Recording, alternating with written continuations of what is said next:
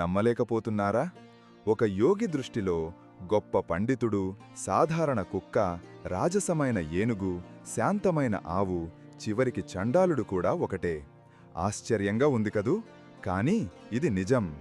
భగవద్గీత 5వ అధ్యాయం 18, 19 శ్లోకాలలో శ్రీకృష్ణుడు ఈ అద్భుతమైన సత్యాన్ని వెల్లడిస్తాడు. యోగుల దృక్పథం మనకు పూర్తిగా భిన్నంగా ఉంటుంది. ఎలాగంటే, యోగులు బాహ్య రూపాలకు అతీతంగా చూస్తారు. వారికి ప్రతి జీవిలోనూ ఒకే దివ్యమైన ఆత్మ, పరమాత్మ కనిపిస్తుంది. పండితుడి, కుక్క, చండాలుడి శరీరాలలో ఉన్న ఆత్మ ఇవన్నీ ఒకటే, శాశ్వతమైనవి, మార్పు లేనివి. ఈ అంతర్గత సత్యాన్ని గ్రహించడం వల్లనే వారు సమదృష్టిని కలిగి ఉంటారు.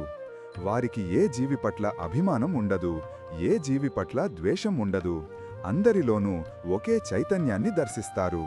ఈ సమదృష్టి వల్లనే యోగులు సుఖదుఖాలకు అతీతంగా, ప్రశాంతంగా జీవించగలుగుతారు. ఇదే నిజమైన జ్ఞానానికి, అంతర్గత శాంతికి మార్గం. మరిన్ని విషయాల కోసం ద హిందూ పాత్ని ఫాలో చేయండి.